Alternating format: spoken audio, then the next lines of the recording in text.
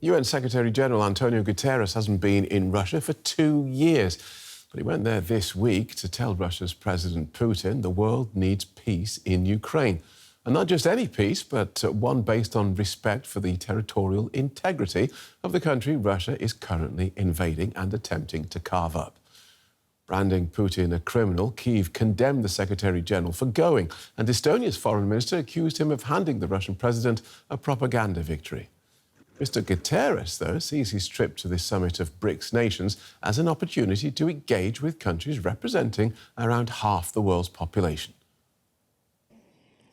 We need peace in Ukraine, a just peace in line with UN Charter, international law and General Assembly resolutions. We need peace in Sudan, with all parties silencing their guns and committing to a path towards sustainable peace. Those were the messages I have delivered to the high-level segment of the General Assembly in September in New York. Unfortunately, they remain valid here and now. Everywhere, we must uphold the values of the UN Charter, the rule of law, and the principles of sovereignty, territorial integrity, and political independence of all states. Mary Ellen O'Connell is Professor of Law and Professor of International Peace Studies at the University of Notre Dame in the United States. She joins us from New York City. Welcome to DW, Professor. Do you think those criticisms of the Secretary General's Russia visit are justified? I understand why they're being made. It was the hope of so many countries around the world, especially Ukraine, first and foremost, but its near neighbors, the Baltics, that Russia would be isolated, that once it had invaded and violated the UN Charter, the rest of the world would really come to Ukraine's assistance and make it impossible for Russia to continue with the war. But honestly, and this is really the major reason why Guterres has gone to this summit, Russia's not isolated. It's able to continue to fight the war in part because it's getting vast sums of money from both China and India. And with that kind of support, with that kind of trade, the war continues. It is at a stalemate. So the Secretary General, I think rightly, and not just to break the stalemate in Ukraine, but to try to bring peace in the Middle East and in that terrible conflict in Sudan. Let's not forget that two of the countries that are providing the weapons to the RSF, the opponents of the regular Sudanese armed forces, are Russia and the United Arab Emirates, and they're at the summit in Kazan. And then, of course, it's just urgent that peace, a ceasefire, happen in the Middle East, and the Secretary General is bringing his argument about that conflict too. He's got this very heavy agenda to try to break these conflicts. Okay, so better to hand Vladimir Putin something of a PR coup, so that he can deliver his message not just to Russia, but also to what you might call these leading members of the global South. That's worth it.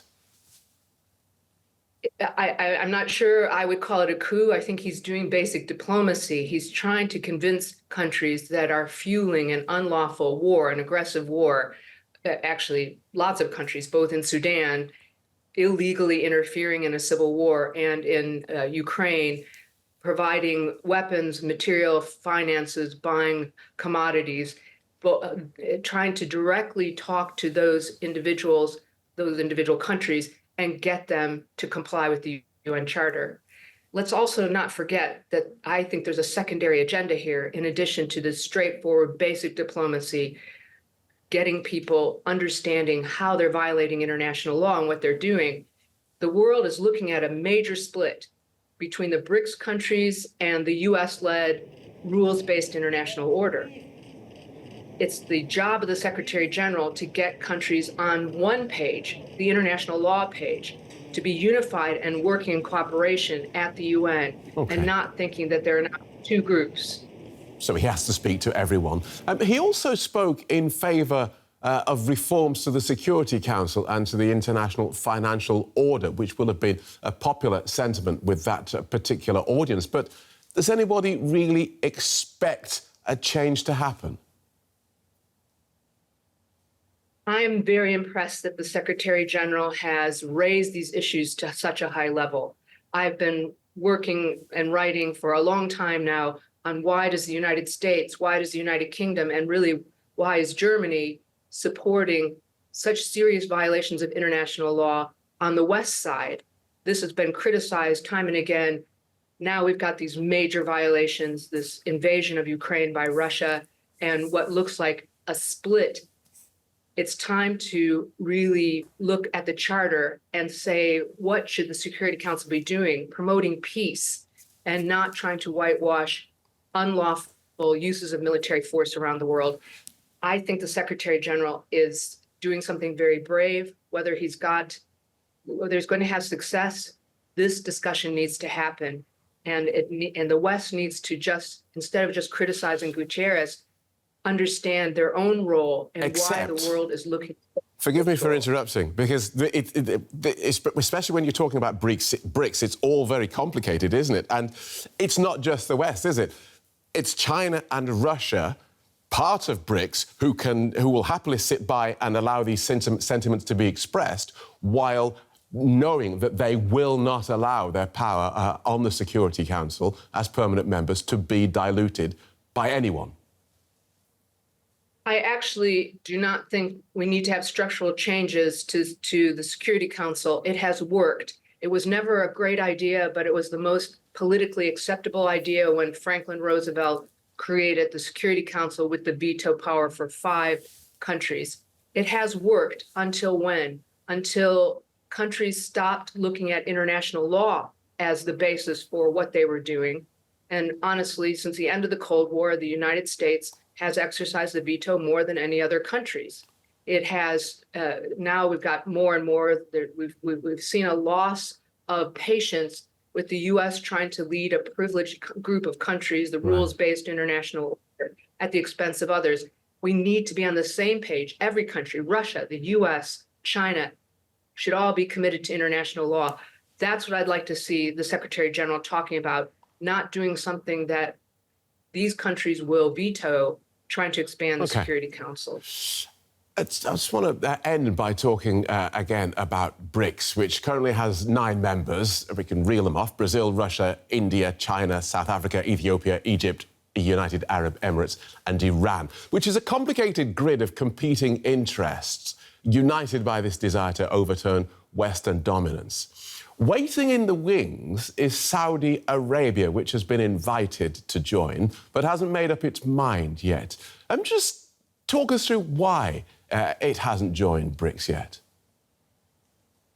I'm not a specialist on the politics of Saudi Arabia. I am a specialist on international law and even the politics of international law. What is happening now, and I hope the Saudis resist, I hope no more countries join one of these blocs or another. It's looking a lot, isn't it, like the old Cold War? And that's what we should be avoiding.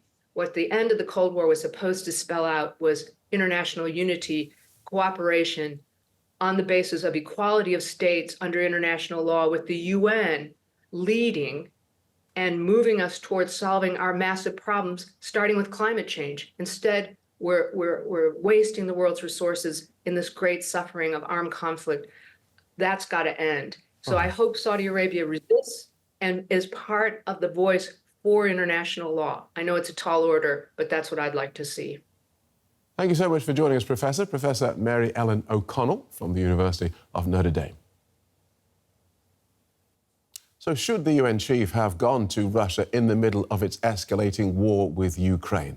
I asked Stuart Patrick from the Carnegie Endowment for International Peace in Washington, D.C.